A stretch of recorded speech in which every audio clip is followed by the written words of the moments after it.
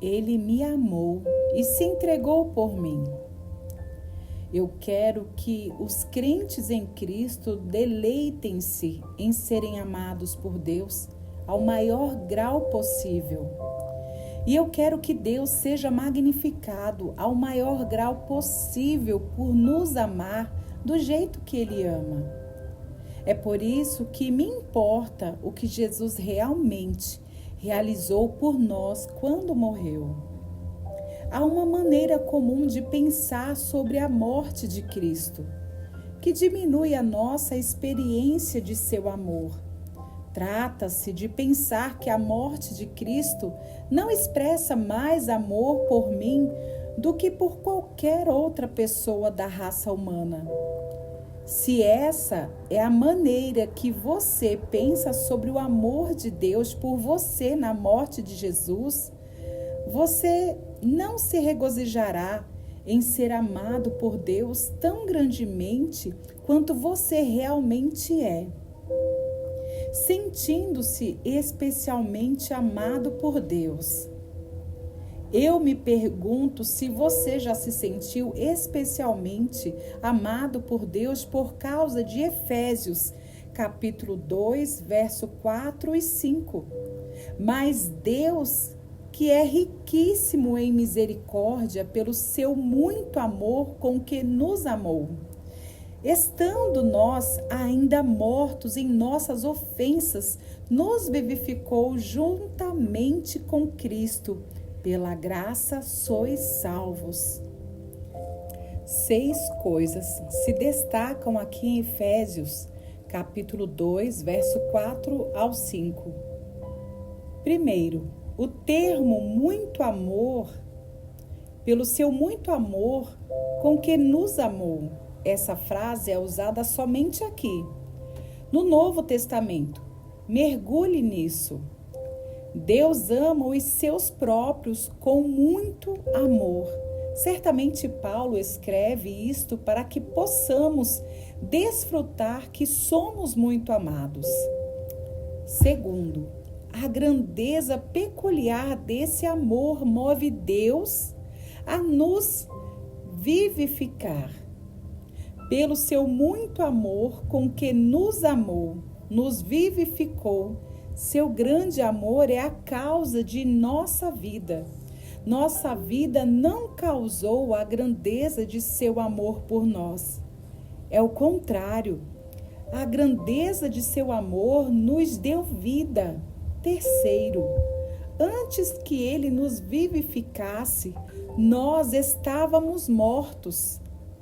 Estando nós ainda mortos em nossas ofensas, nos vivificou, e isto é algo como vivendo. Mortos, Jesus disse: deixa os mortos enterrar os seus mortos. Lucas, capítulo 9, verso 60. Antes que Deus nos vivificasse, éramos mortos vivos. Nós podíamos respirar, pensar, sentir e desejar, mas estávamos espiritualmente mortos, estávamos cegos para a glória de Cristo. Segundo Coríntios, capítulo 4, do verso 3 ao 4, estávamos com o coração endurecido para a sua lei e não poderíamos nos submeter a ele. Efésios, capítulo 4, verso 18. Romanos, capítulo 8, versos 7 e 8. E não éramos capazes de discernir as coisas espirituais. 1 Coríntios, capítulo 2, verso 14. Somente Deus poderia superar este amortecimento para que pudéssemos ver a glória de Cristo e crer, segundo Coríntios, capítulo 4, verso 6. Foi o que ele fez quando ele nos vivificou. Efésios, capítulo 2, verso 5. Quarto, Deus não vivifica a todos. O que aconteceu com você? A sua condução, a fé, não ocorreu a todos. E lembre-se, Você não merece ser vivificado. Você estava morto. Você era filho da ira, como os outros também. Em Efésios capítulo 2, verso 3. Você não fez nada para mover Deus a vivificá-lo. Isso é o que significa estar morto. 5. Portanto, o muito amor de Deus por você é realmente por você, particularmente por você. Este não é um amor geral por todos. Caso contrário, todos estariam espiritualmente vivos. Ele escolheu especialmente vivificar você. Você não merecia isso mais do que qualquer outro, mas por motivos insondáveis, ele pôs o seu amor particularmente por você. 6. Ele não prejudicou ninguém, pois ninguém merece ser salvo. Ninguém merece ser vivificado. Todos nós pecamos e merecemos a morte. Romanos, capítulo 3, verso 23 e capítulo 6, verso 23.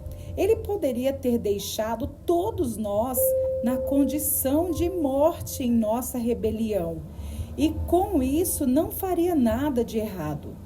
Mas se você já viu a sabedoria da sua cruz e confiou em sua promessa e entesourou a sua glória, ele vivificou você, ao contrário de muitos outros, não mais mortos do que você.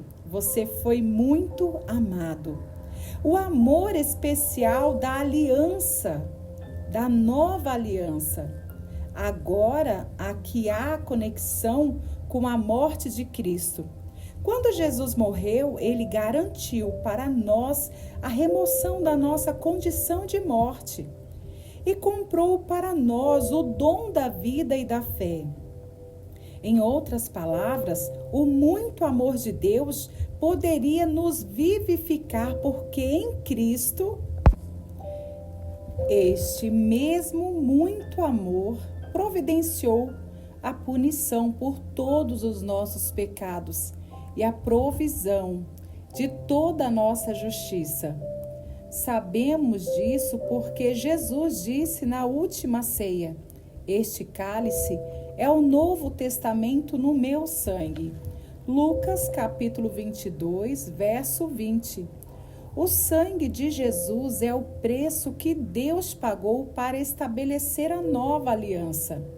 E o Novo Testamento, em sua essência, é a garantia de Deus por meio do sangue de Jesus, vivificando os corações de pecadores mortos. Farei uma aliança nova. Lhes perdoarei a sua maldade e nunca mais me lembrarei dos seus pecados. Jeremias capítulo 31, do verso 31 ao 34.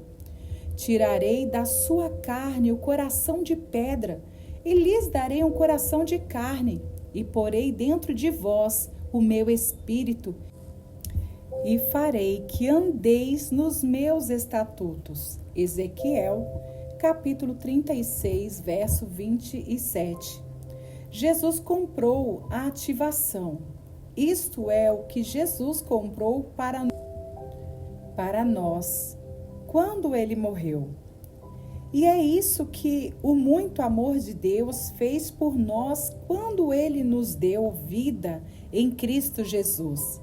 Portanto, o propósito específico de Deus na morte de Jesus não foi o mesmo para todos. O muito amor de Deus mostrando por você na morte de Jesus foi a compra da sua fé quando você estava morto. Ele não comprou meramente a possibilidade de sua vida que você em seguida ativaria. Pessoas mortas não agem. O que ele comprou foi a ativação. Cristo não comprou a possibilidade de você erguer-se dos mortos. Ele comprou a sua ressurreição. por causa de um muito amor por você, em particular. Sinta a grandeza de seu amor por você. Assim quando Efésios capítulo 2, verso 4 e 5 diz: pelo seu muito amor com que nos amou, nos vivificou. E Lucas capítulo 22, verso 20 diz que o sangue de Jesus estabelece um novo testamento. E Ezequiel capítulo 11, do verso 19 diz que na nova aliança Deus nos dá corações vivificados. Compreendemos que o derramamento do sangue de Jesus foi uma expressão do muito amor que nos deu vida. Qualquer outra coisa que a morte de Cristo realiza não é menos do que isso. E é isso o que eu quero que cada crente desfrute. O amor que Deus tem por você o moveu a fazer com que você vivesse quando você não podia fazer nada para tornar-se vivo. E esse mesmo amor o levou a comprar a sua vida por meio da morte do seu filho. Portanto, quando você disser com o apóstolo Paulo, o qual me amou e se entregou a si mesmo por mim, Gálatas capítulo 2, verso 20. Sinta a grandeza das palavras. Ele me amou. Ele me amou.